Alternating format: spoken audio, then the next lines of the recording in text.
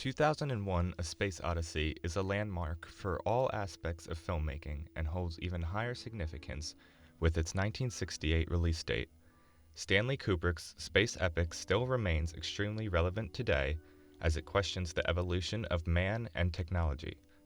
There are few films that have achieved what Kubrick was able to accomplish in the late 60s, as 2001 A Space Odyssey showcases psychological fear in unsuspecting ways and has influenced the future of cinema. I will be delving into the characters and the creation of this film, so spoilers will follow. 2001 A Space Odyssey follows a similar structure to Arthur C. Clarke's story of the same name. Clarke and Kubrick co-wrote the screenplay for the film, and Clarke's extended vision was released in book form shortly after the theater release of the groundbreaking film. The story spans from the dawn of man to a futuristic and interdimensional epoch beyond our universe. The film is split into 4 parts, but chooses to focus mainly on the plotline of the Jupiter mission, where we meet the crew of the Discovery 1, Commander David Bowman, Dr. Frank Poole, and the infamous HAL 9000 supercomputer. Well, of course I know all the wonderful achievements of the 9000 series, but are you certain there's never been any case of even the most insignificant computer error? Quite honestly, I wouldn't worry myself about that. The Jupiter mission was originally designed to explore the surface of Jupiter, but was rerouted after a mysterious monolith was discovered buried deep below the surface of the moon.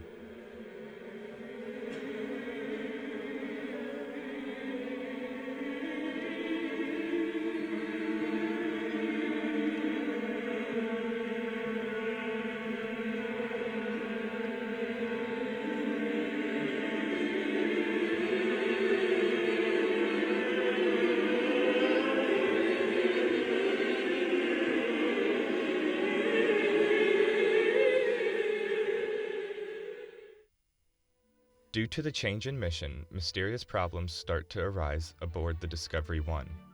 David and Frank start to notice that something is not normal with their HAL model. HAL tells David and Frank that there are faults outside the ship, and the two start to suspect that HAL is inaccurate, despite the 9000 series having a perfect record of correct data reports. In an effort to keep the mission successful, David and Frank take precautions in planning to disconnect HAL.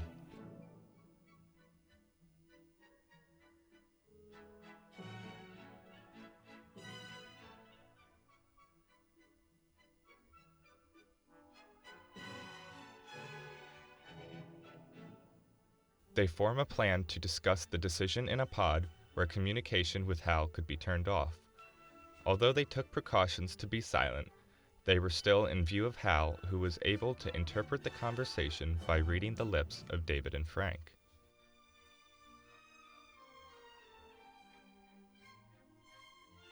Now aware of David and Frank's plan to disconnect him, HAL sabotages the human mission. HAL eliminates Frank by sending him out of the ship to repair the frame, out of view of David.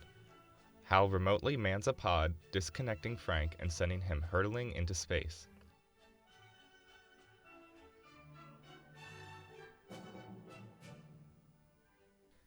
David attempts to save Frank, but Frank has already suffocated and HAL has now locked David out of the ship.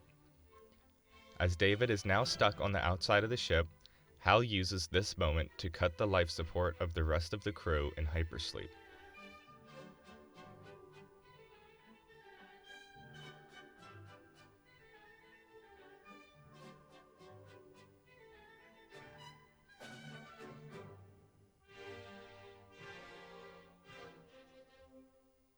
How locking David out of the ship leads to one of the most well-known scenes in the film.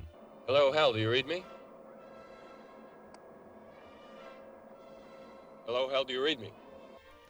David's attempt to convince Hal to allow him back into the ship only leads to Hal's refusal, persuading David that the mission is only possible with the elimination of the humans aboard. Open the pod bay doors, Hal. I'm sorry, Dave. I'm afraid I can't do that. What's the problem? I think you know what the problem is just as well as I do. What are you talking about, Hal? This mission is too important for me to allow you to jeopardize it. The only way for David to be able to return to the ship is by risking his own life by blowing himself into the airlock via the pod.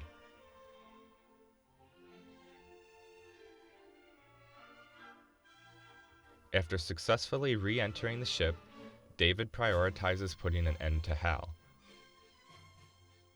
He begins to disconnect all functions of Hal as Hal begs David not to shut him down, in the most unsettling moment in a G-rated movie I have ever seen. As Hal's memory is disconnected, he slowly and deeply sings Daisy Bell as he fades away. Daisy, Daisy,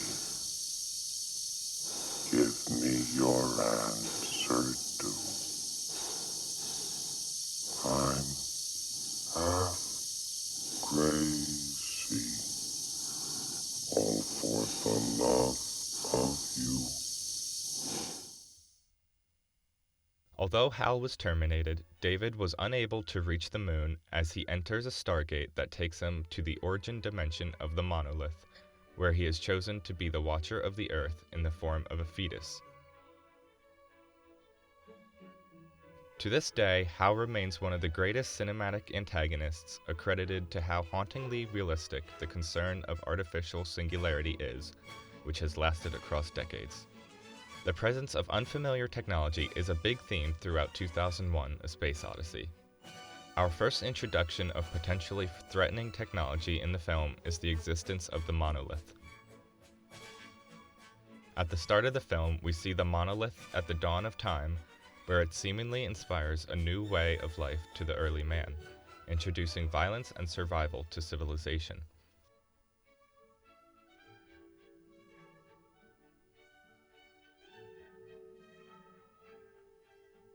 The monolith is seen again and again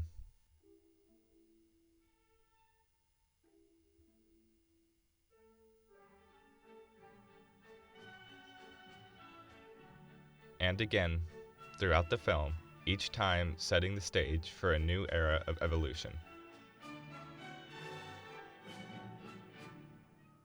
But where did this mysterious creation originate from?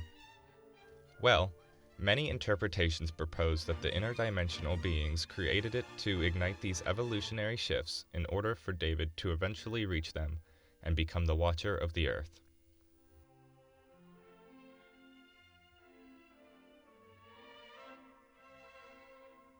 "2001: A Space Odyssey" has left a great impact on the film industry and has inspired countless films such as Interstellar, WALL-E, Plant, right. Well, where is it? Maybe we missed it. Barbie,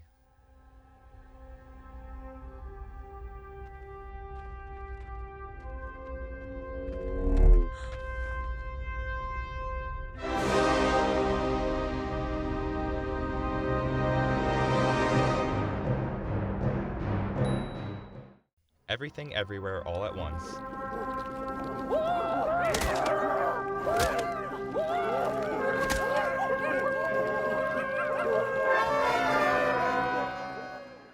and, of course, Star Wars.